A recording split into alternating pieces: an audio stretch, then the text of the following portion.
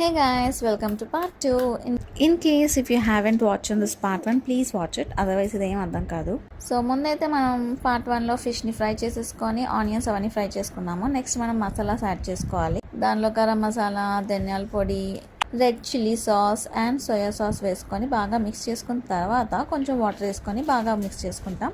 ఈ లోపు మనం ఫ్రై చేసుకున్న ఫిషెస్ని అందులో వేసేస్తే మన అపోలో ఫిష్ అయితే రెడీ అనమాట.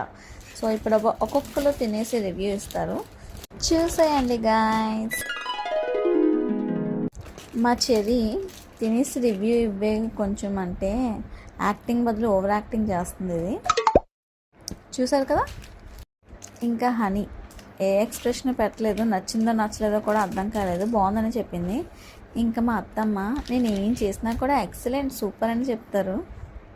కానీ ఫైనలీ బౌల్ అయితే ఖాళీ అయిపోయింది, మొత్తం తినేసాము. Thank you for watching guys.